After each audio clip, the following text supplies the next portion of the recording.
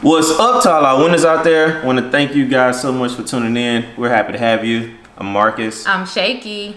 And in this one, we're going to be talking about something that you're probably not going to hear a lot about, especially not on YouTube. People don't like to share their losses. Yeah. However, in all the years we've been doing real estate, we finally took our first, is it this way or that? I don't know. Loss. Oh, okay. Yeah. Yeah. I'm saying yeah because it was my fault. Yeah. I said I wasn't going to put him on blast, but it was kind of Marcus' fault. But, you know, in business, you kind of have to continue or do what works best for you. Yeah. And that's what we had been doing for years and years. And that's why we had never taken a loss on a flip. But when we tried to change things up, even though what we were doing was working, we took our first loss. It wasn't a huge one. Yeah. But we took a loss. So, go ahead. Sorry. I was speaking of losses, we kind of talked about this a little bit in the last video. So if you didn't watch that one, the one before this one, go ahead and check that out. So this will all start to come together and make sense. Yeah. So, and this also boils down to knowing your numbers. Mm-hmm. Because if we would have looked at the bottom line on our closing document when we sold a house, we would have thought that we made money. Yeah. But knowing your numbers, keeping track of our numbers basically showed us, like we knew even before we closed that we were getting ready to take a loss on this one, and we were just pretty much ready to get out of it. Yeah. So basically what we had been doing for years and years, since we started flipping, we would work with our contractors and we would get them to bid material and labor. Material and labor. But Marcus came up with the great idea that we should start sourcing our material. Now, don't get me wrong, sourcing material for some people works great if you have the time and resources to get out and find the best prices. Yeah. But this one moved so fast to where we were like, okay, well, this is how much you're going to charge us for labor. We're going to go out and look for the material, but we did not have the time and resources while in the middle of the project to go out and look for material that was going to cost us the right price. Yeah, so that idea came from friends. Like we have a ton of friends that are in real estate that are flipping, and I want to say the vast majority of them are doing have the contractor do the labor and they're purchasing all the material. They always ask us, why are y'all doing that? Y'all can save so much money and all of this. And I was like, oh God, I'm gonna listen this time, I'm gonna present it, and hopefully, you know, Drake's on board and we can rock with it. Yeah. And she was, but man, yeah, we got took on a ride, y'all.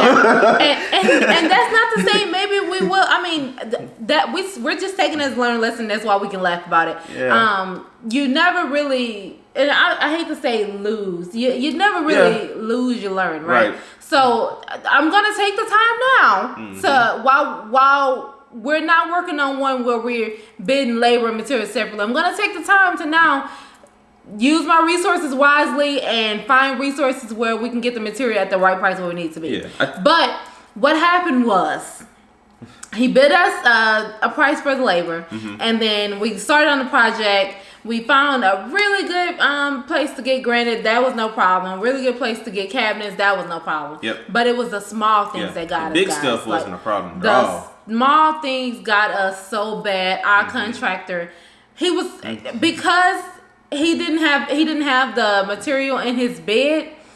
It didn't matter to him how much stuff costs. We relied on him to go pick up material, and he was going to places like Home Depot and Lowe's, and we all know that is almost never the right option for trying to get a deal. No. So we had to set up. We thought we were smart too. We had to set up to where, okay, you're at Home Depot, just have them call me on the phone, and I'll pay on the phone. Yeah. Where it got to a point, at some point, he was at Home Depot, and this is no exaggeration. He was at Home Depot at least 3 times a day, guys. Yep. At least.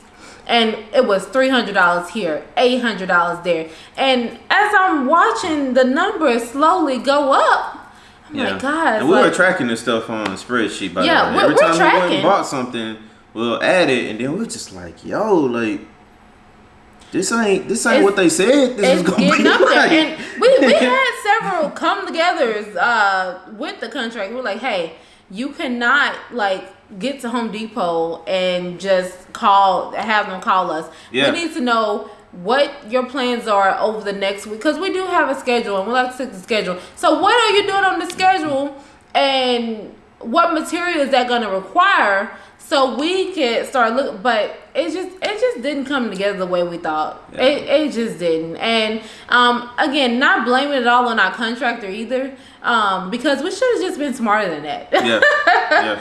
we should have been smart, especially watching the numbers go up the way they did on that spreadsheet daily. Yeah. We should have put a stop to it. Yeah, and I guess when we finally realized it, we were just like, man, we're so far in, because we kind of contemplated, hey, let's stop this right now and just see what the rest of the project will look like, labor and material. But man, by the time we took a look at the numbers, we were just like, man, we might as well just finish this up, get out of it, and get on with the other projects. So we were in multiple projects, but still, man, Right. Yeah, so life just kind of got in the way, and things, our kids play a major role in our lives. We try to be there for every event, big, no matter big or small for them. And school, they got extracurricular, everything. Yes, they got involved in, and this, no excuse, but they got involved in a new sport. And who knew being a cheer mom was gonna take up so much of my time? Weekend, like literally every weekend. No weekends, and you had the actual evenings, the practices. I was just like, man, I have a new respect for cheerleaders and cheer parents, because, jeez, man. Yeah. And he would say that often. He has a new respect for the yes, I'm sorry, I ain't know, but I know now. Yeah. So with that, we just kind of just moved along with this one, and with the way things are going, and even getting to the closing table, the first offer that we had, and we went under contract, we agreed to too much stuff. Yeah. We agreed to too much stuff. Like we put an entirely new roof on, and the lady backed out 2 days before closing. Yep. It was just like like Murphy's Law. Anything that could go wrong did go wrong on that one. Yeah. And unfortunately, we took a loss.